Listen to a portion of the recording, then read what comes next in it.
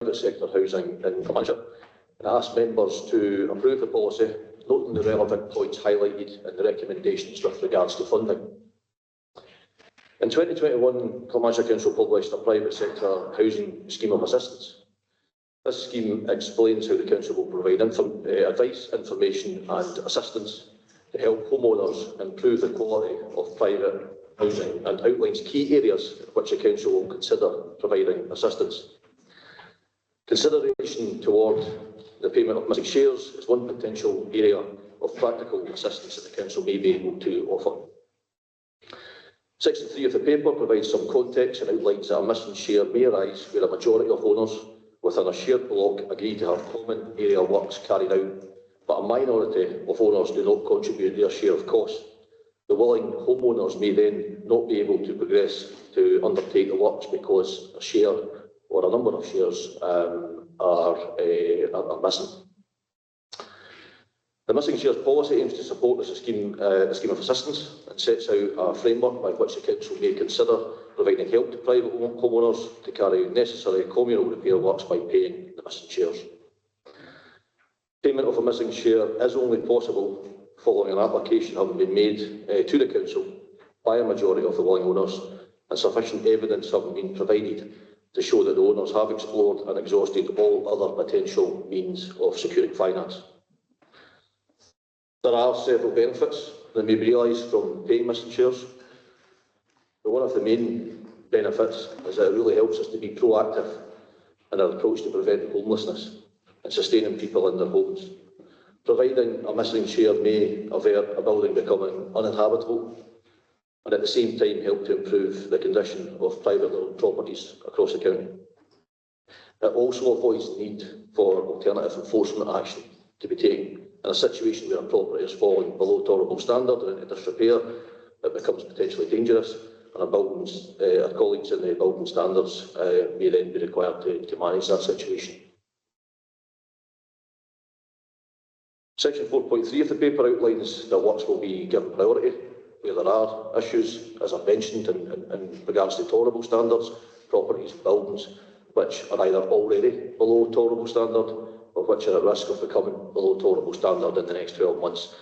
Issues such as structural works, wind and water tight, water ingress, serious disrepair. Whilst the legislation provides the Council the power to pay a missing share, Section 4.2 of the paper highlights that the Council is also under no obligation to pay missing shares. Any payment is at the Council's discretion and will be subject to specific criteria as set out within the policy document. Key factors for consideration alongside any application for a missing share will be the extent of the scale of property disrepair and, crucially, the availability of resources to the Council at the time for application being made.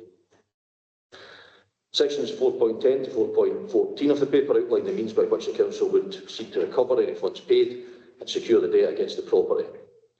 Debt recovery will be managed in line with the Council's recognised corporate debt policy. The Service have worked alongside colleagues in legal and finance in developing the policy. In addition to this, we have also developed some robust process documentation which will go along and work with the policy. We do also have a standardised suite of templates which will aid in undertaking this activity. Happy to take any questions which members may have. Thank you. Okay, thanks, Andy. Do you have any questions on the paper? Councillors Wilson. Thanks, Andy, for your reports. Very comprehensive. What was the reason for setting the ceiling at £20,000 excluding VAT?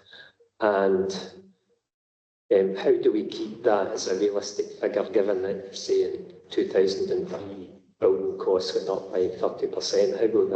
How will that be adjusted per annum? Thanks, Councillor Balsillie. It's quite a bit of engagement with our local authorities to look at their thresholds for paying missing shares, so that's part of the reason why we've set the thresholds we have done with the £20,000 threshold. What we're likely to be talking about here is the external fabric replacement activity, so a roof replacement, external wall render activity. So looking at costs as they are at the moment, it's felt that figure, £20,000 per missing share, would be realistic and should be able in most instances to cover any costs arising. What we may see is a number of applications being made from within the same block. So the totality of the repair works cost could be in excess of £100,000. One owner's share could be £20,000 or less. So we may find a situation where we have 2, maybe 3 owners applying for a missing share, and that combined would then help to offset the overall cost of a works item. But you do make a good point in respect of construction inflation, which, as we know, has been increasing over recent years, and although it's steady to some extent, there's certainly no drop off in that. So it is something that we will have to continue to review moving forward to ensure that it does still remain an appropriate threshold to hold ourselves to or to offer moving forward. I thought part of your answer might actually, in relation to the benchmarking that you seem to have been doing with Edinburgh and Glasgow, but in terms of their experience, I think they've got a similar scheme. When somebody applies for the missing share, how long is the likely timescale process going to be?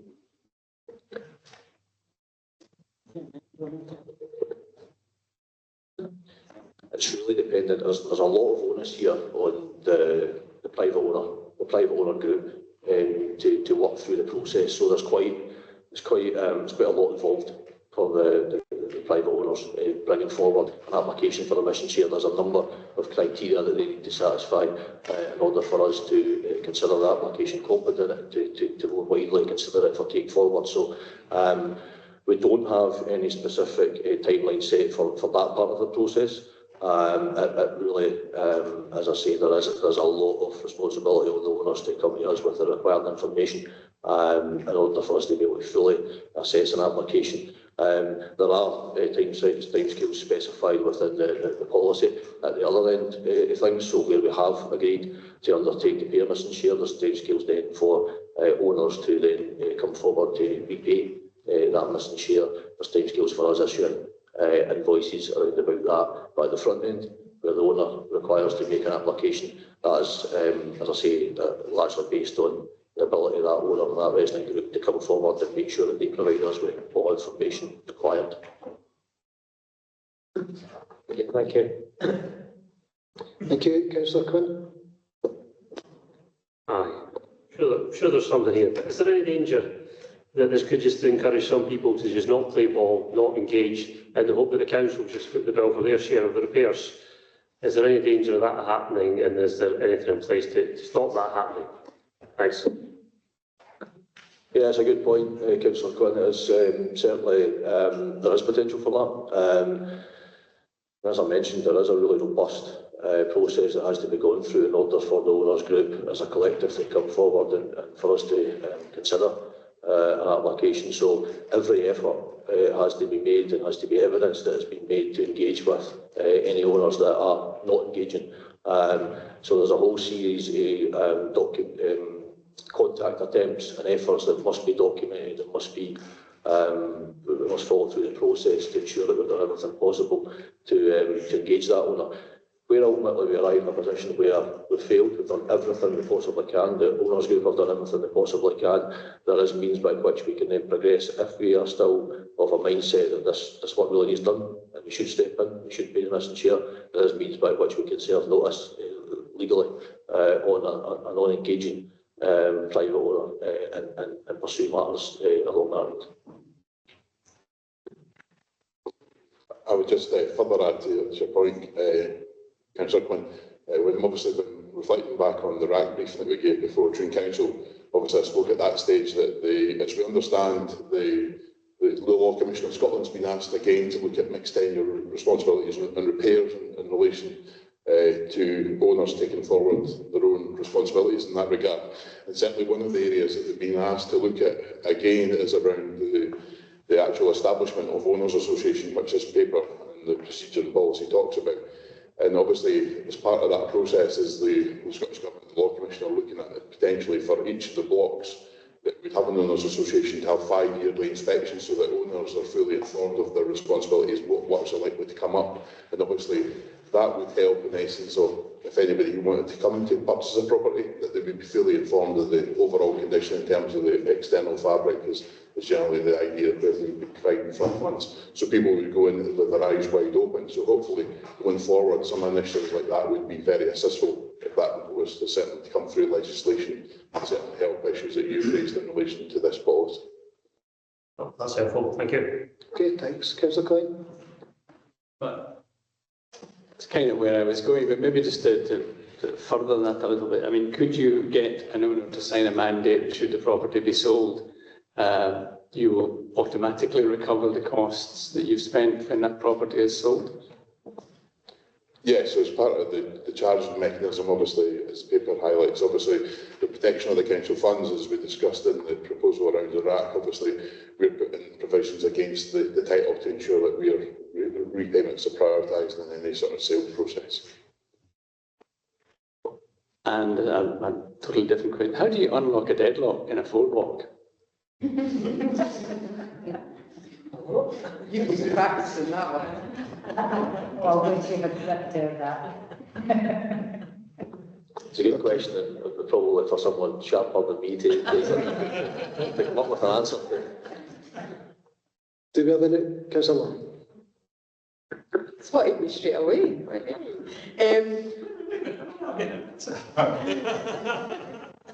might not like the answer, but you got one. Well, I don't like the answer. What is the mechanism?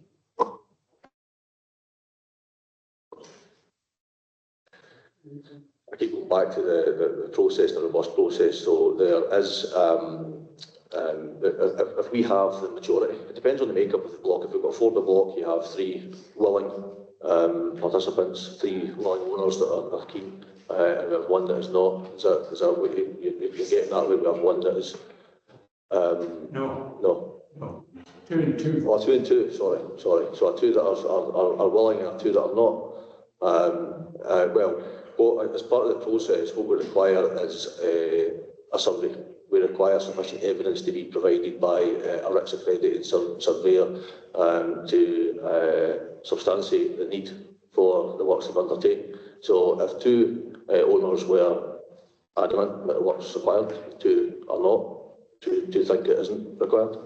The 2 that want to progress the work, the responsibility would be on them to go ahead, engage an appropriately qualified RICS surveyor to come up with evidence to show that work is required and it's absolutely needed. So your majority is a majority, and there's no simple answer. If it's 2 and 2, you don't have a mechanism in terms of compelling the work to go ahead. Because you say in here, if you're using the terms a majority of willing owners, so if you don't have that, you cannot proceed. Is that what you're saying? Obviously, there's this framework's obviously, and the policies obviously around the missing share. Obviously, the wider part of your answer in terms of if there was a deadlock like that and there was an urgent repair, obviously the council does have various other mechanisms, either under building control, building standards, in terms of whether it was a dangerous condition or there was a dispute there where the council could obviously serve notice. And similarly, under some of the other aspects and auspices under the housing legislation, there is obviously statutory notices or enforcement work that we could look to take, which could take or proceed to make sure that the process through those deadlock situations should they do or if they do arise. But obviously, as Andy says, that these would be done on the basis of RICS qualified surveyor, so we would have an evidence basis to why we're processing down that route. Hopefully, you would hope that homeowners collectively want to make sure that their asset is well maintained for the purposes of which we discussed earlier.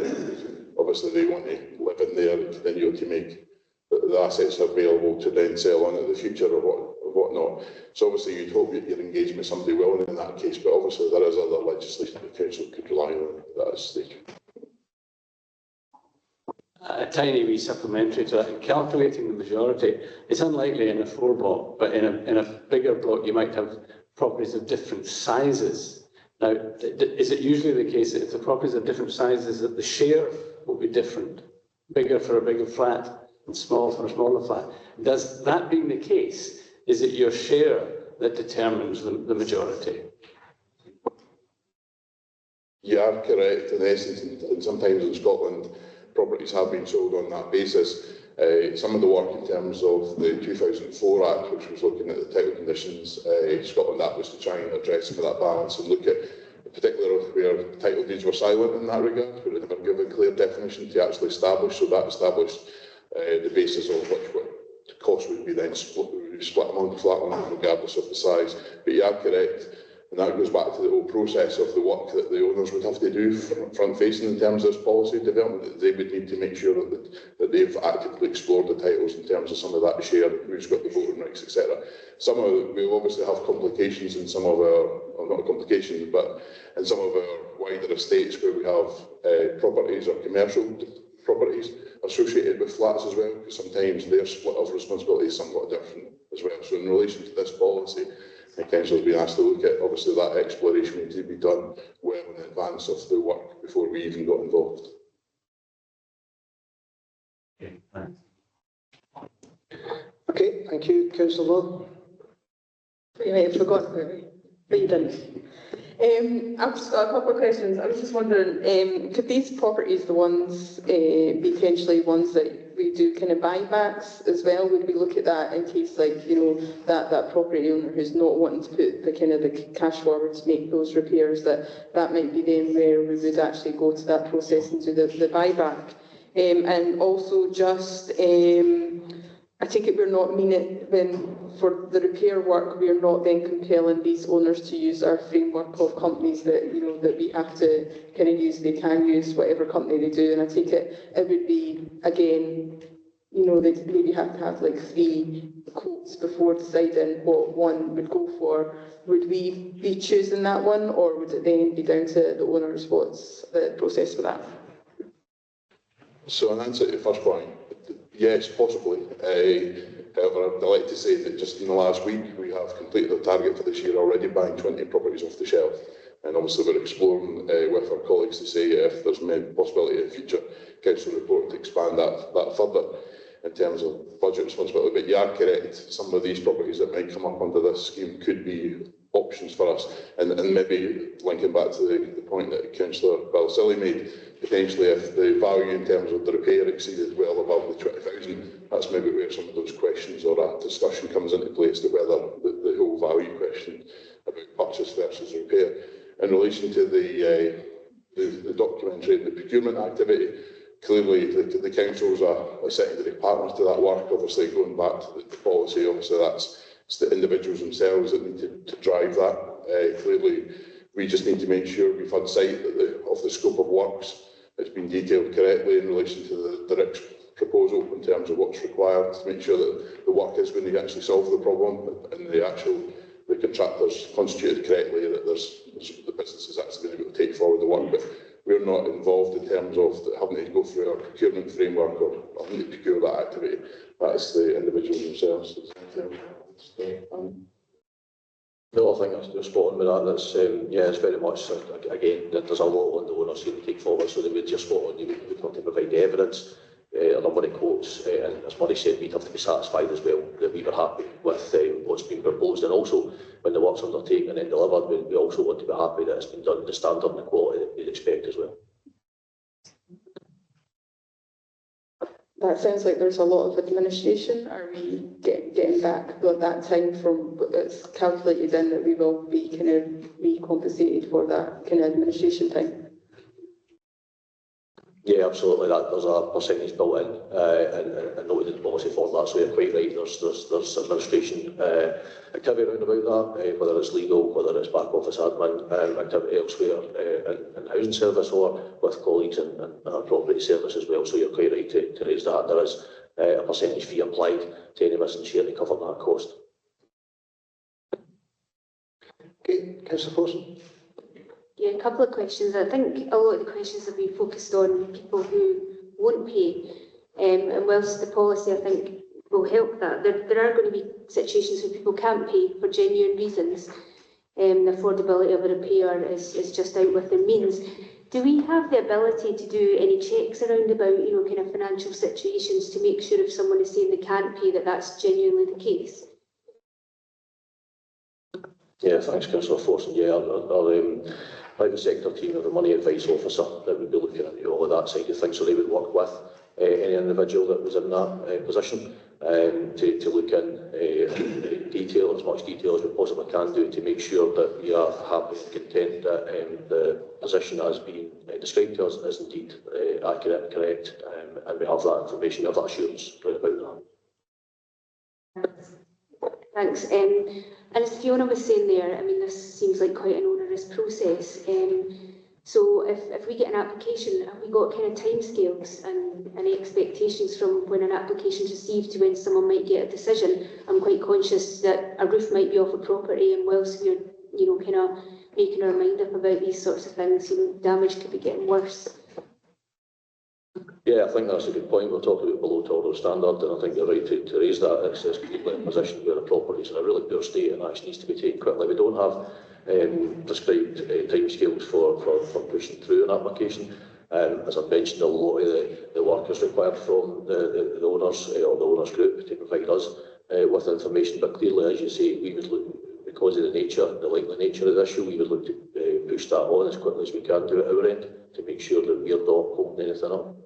So, as I say, the private sector team, money advice officer, we work on progressing that along with anyone else required along the way to make sure that we push through applications as quickly as we can do, and we are certainly not where the delay lies. As you say, particularly in an instance where a property is in a poor state. Last question.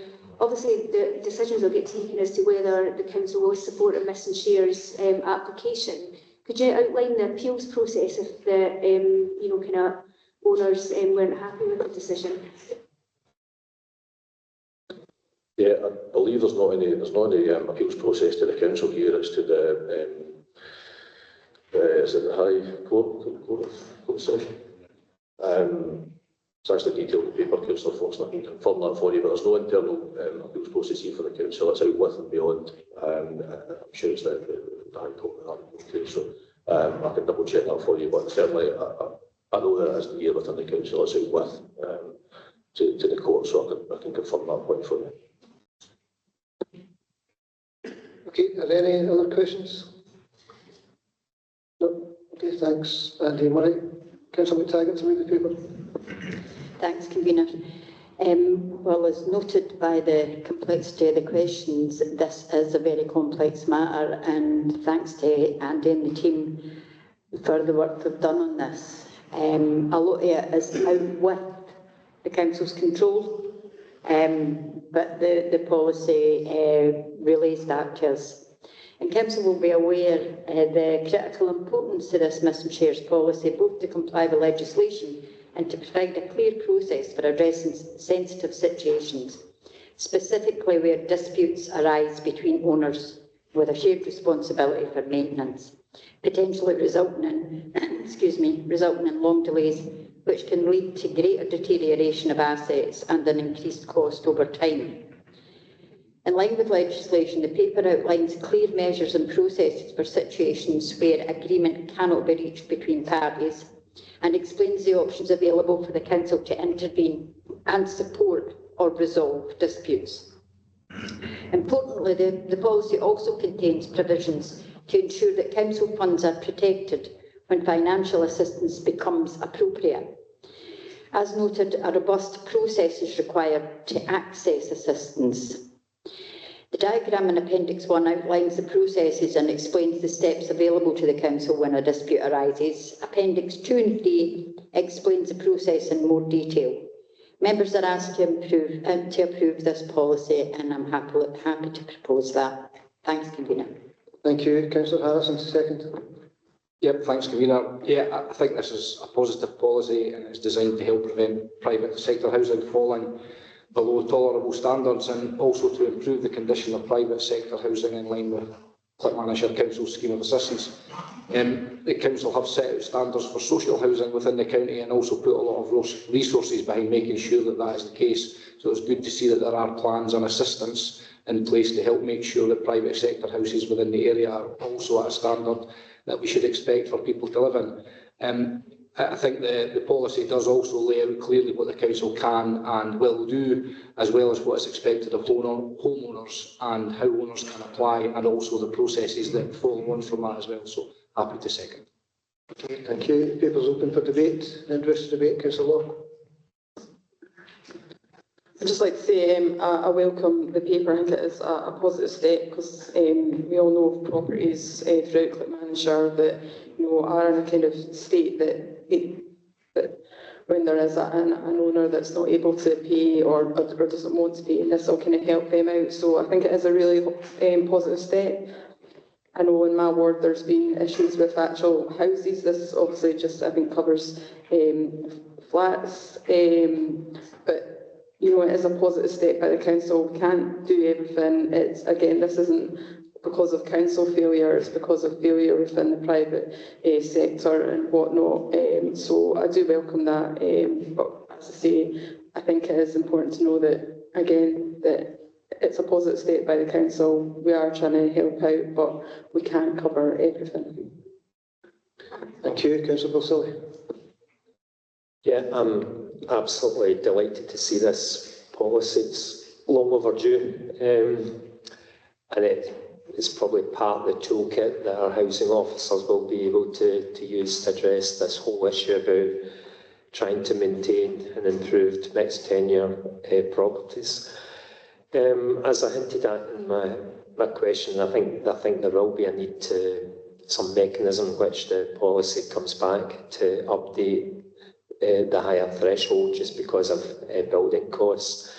The thing for me that underpins this is the button that's placed in the property in the register as Sazines. I think that's the backstop long term for the council, and it's important that it's operated effectively by our legal people, because it probably is a long term issue.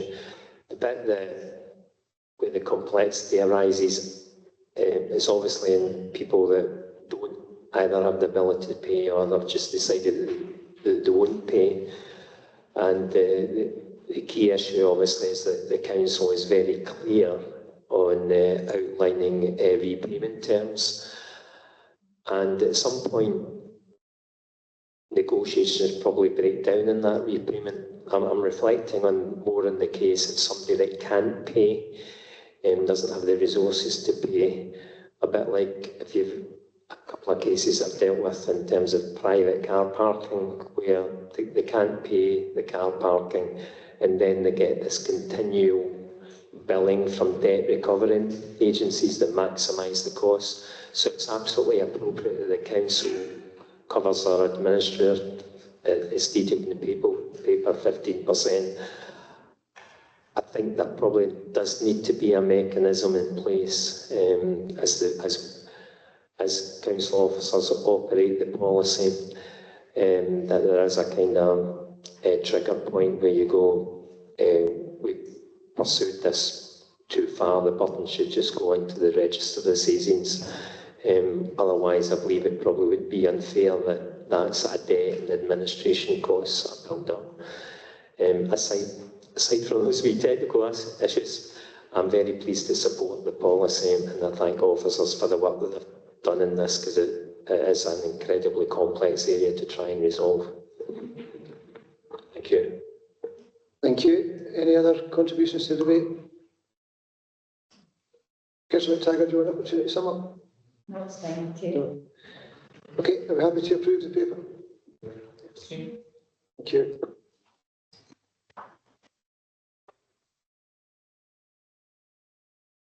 Item 9, housing policies.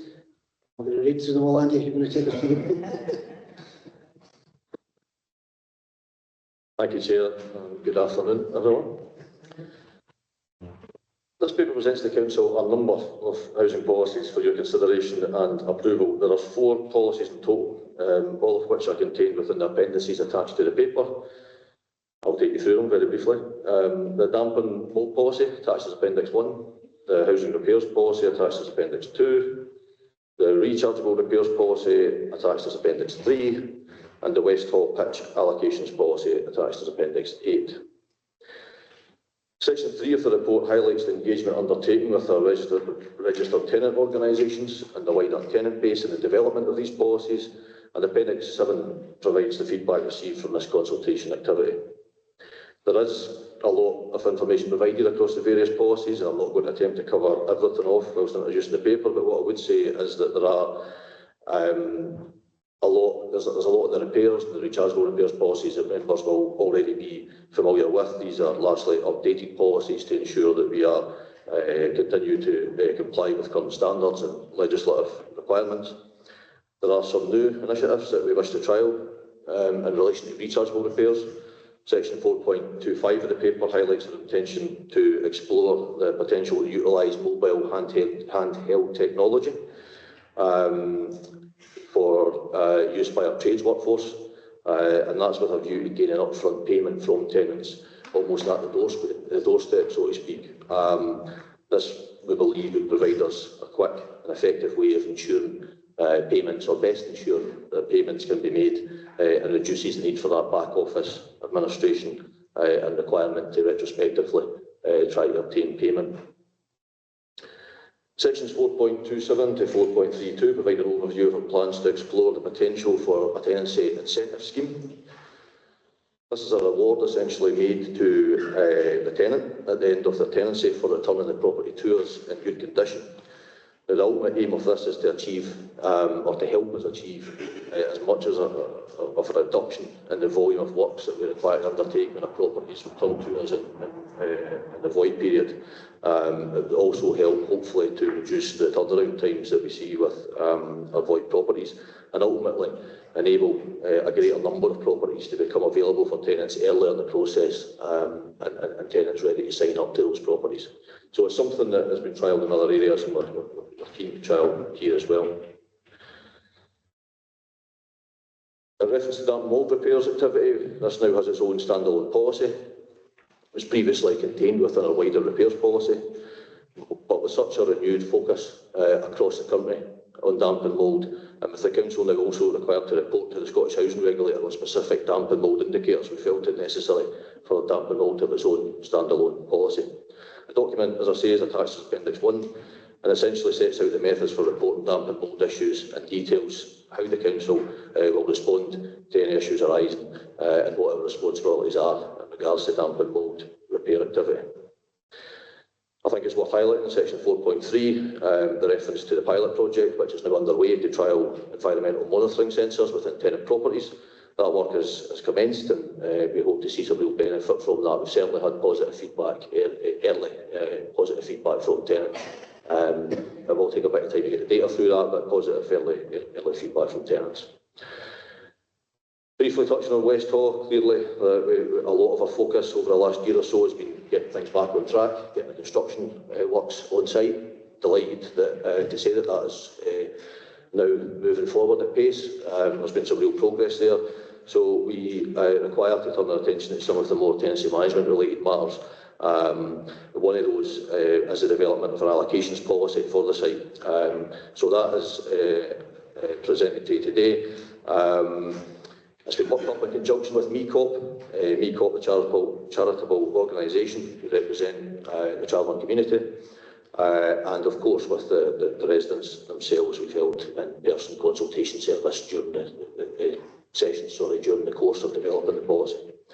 It aligns with our wider general housing allocations policy, and our plan would be to review both of those in future at the same time so we can see that continued alignment moving forward.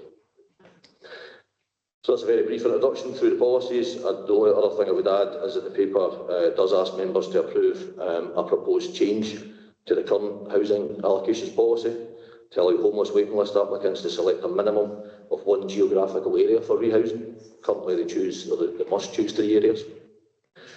Sections 440 to 448 of the paper outline the case for this, but ultimately we believe this change would help to improve tenancy sustainment, reduce the number and the percentage of refusals that we see, and at the same time reduce waste in the overall process of allocating permanent housing to homeless applicants. Thank you, and I'm happy to take any questions that members may have. Okay, thanks, Andy. Do we have any questions? Councillor Coyne. just on that very last point, Andy, the reduction of 3 selections down to 1, does evidence show that where people have had to choose 3, they always reject the ones they don't want? So in fact, it's pointless having 3. That's okay. Understand that. That makes sense to me. Flicking over to West Hall, and I'm just wondering if 4.38 on at the top of page 244 trumps 4.37 or not. It sounds as if it doesn't, which means that the existing residents who have been decanted simply join the queue. They don't have any priority. Am I reading that wrongly? Yeah, that's that. Yes, that's the residents existing do have priority. They will move back to the site. So it does trump 4.8. Yes, yeah, you're right.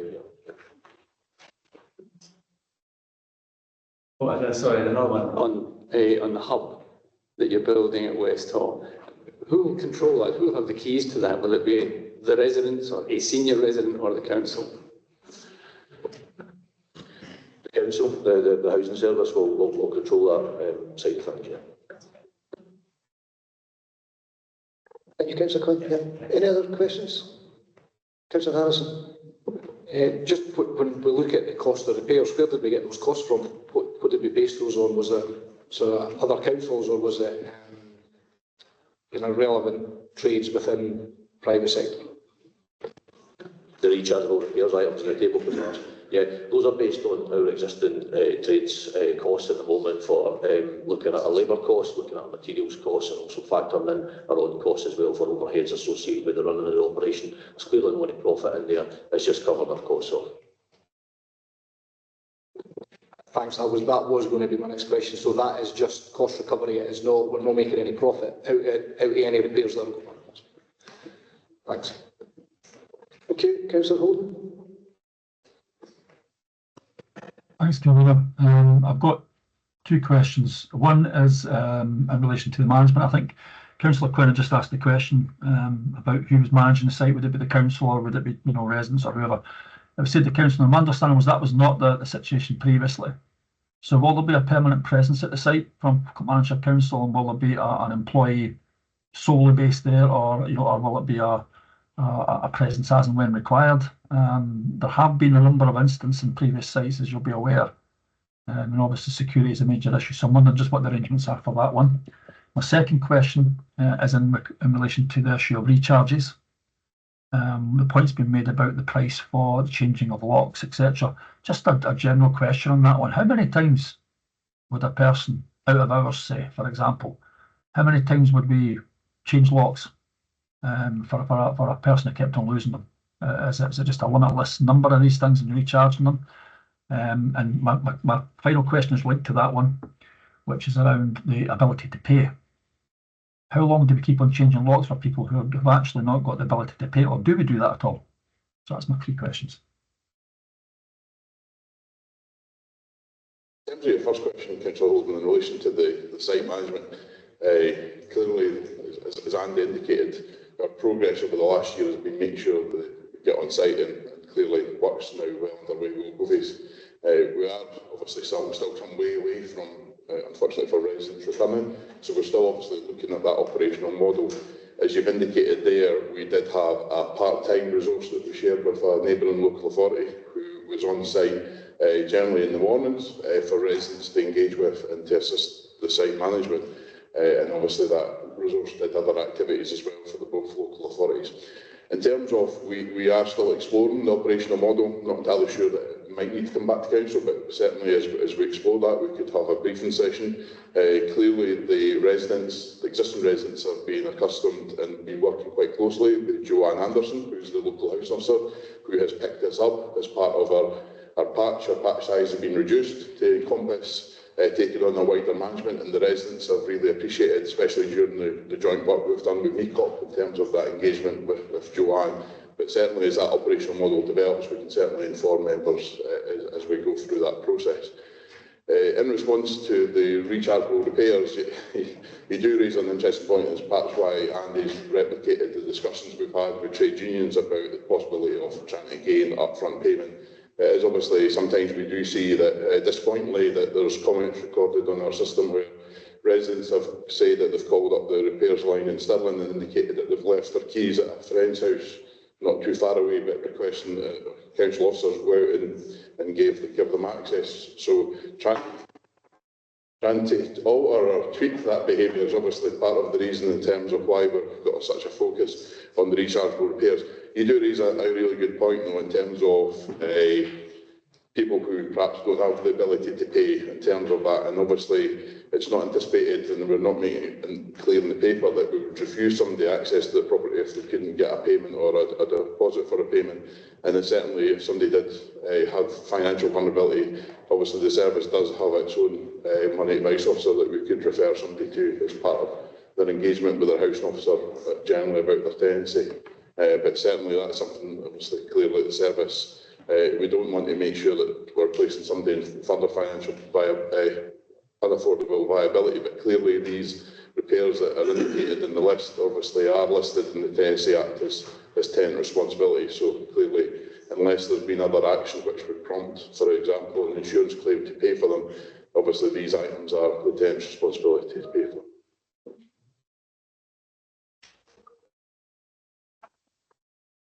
Is that you? Yeah, I don't think the question was answered around how many times. I mean, I'm basically putting forward the proposal that, you know, say someone just keeps them repeatedly losing their keys. How many times do we do it? And even if that's linked to an affordability issue there's obviously major impacts in terms of council finances. So is there a limit, basically? Can someone lose their keys continuously? Can we do it on a weekly basis, a monthly basis? There's no current council policy in relation to that, but certainly where we do pick up cases like this, there is engagement with the housing officers, but certainly, yeah, you're absolutely correct that it's something which, for some reasons, it might hide or reveal underlying other issues that we may have to engage with other departments over, because fundamentally, if somebody is, say, losing their keys, it might not necessarily be the case. It might be for other matters that might need other services support for that matter. Okay, do we have any other questions? Councillor Wilson. Just probably a daft laddie question, because I know a lot of our tenants are in supported accommodation, but and this probably shows up my ignorance, but in the private sector, when you take over a tenancy, you provide a sort of deposit or whatever that's held sort of long term, and then when you leave that tenancy, if you've got to make good, it's taken off that sort of deposit. Is there a reason why we don't operate a similar sort of system, or do we, in terms of public sector tenancies? We don't do that at present, Councillor Balsall. I think the difficulty we have, and you kind of alluded to it there, is that quite a large number of our tenants would struggle, I think, to pay that upfront deposit. Some obviously there's different circumstances across the tenant base, but I think quite a number would struggle to provide us that upfront, with obviously when you consider other start-up costs associated with a new tenancy, and clearly we want to try and sustain the new tenancy and give it its best, give the tenant the best chance to do that. So I think it's not something we've any plans for at the moment, but I can see the merit in it. But I think we would struggle with that one, I think, at the moment. I thought that was the reason that maybe you could front load a rental first in small sort of chunks, so there's a wee bit of uplift charge for the first 6 months or something, but hey ho. There also isn't any legal basis for us to do so. We need a change to the primary legislation 2001 Act, so but we can certainly pass on your comments the next time it comes up. Okay, thanks. There was no more questions. Thanks, Andy and Murray, for that. Councillor McTaggart, to move the paper, please. Thanks, Convener. Following a period of consultation, several housing policies have been reviewed and are presented in this paper today. Council approval is sought for 5 recommendations. 5 recommendations. And one additional item provided for no one. Members will recall that on 1st of April of this year, the Housing Regulator introduced new criteria and indicators around damp and mould issues for local authorities. To improve our understanding of damp and mould challenges, a 12-month pilot programme has been launched, employing air source sensors to gather data on the prevalence and impact of damp and mould in council properties, and to determine what corrective measures may be necessary. In addition, the Housing Service has introduced various initiatives to assist tenants in understanding and addressing damp and mould concerns. Where necessary, tenants can be directed to the Home Energy Team for support with energy-related issues. The housing repairs policy has been reviewed and updated to reflect current legislation, the needs of the council and the expectations of our tenants. Our repair service continues to report a high rate of tenant satisfaction, currently standing at 91.56. The revised policy aims to build on this success by clarifying what tenants can expect from the repair service, while also emphasising their shared responsibility in maintaining their homes. The rechargeable repairs policy outlines how the council will recover costs for repairs that are the responsibility of tenants or are directly caused by them. Previously, many of these costs went unclaimed, resulting in a loss of £35,598 over the past 2 years. Clearly, this can't continue. The new process for recovery is detailed in this paper and will be strictly enforced to ensure future costs are recouped. The table on page 242 provides indicative costs for various items, although this list is not exhaustive. The Tenancy Termination Incentive Scheme proposes that this scheme be introduced on a trial basis. If successful, this could be viewed as a potential spend to save initiative. The details and conditions are outlined in the paper. The aim is to reduce the work required when properties become vacant, to minimise the costs of preparing voids for reletting, to reduce the turnaround time of voids, and reduce revenue loss.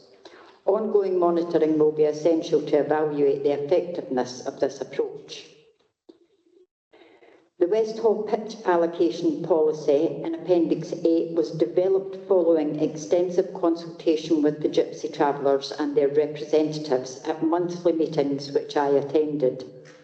Careful consideration was given to the Gypsy Travellers' culture and the particular needs of the West Hall residents. The West Hall residents have been fully involved in the development of this policy, and it is an important milestone in their journey towards getting back to their previous homes.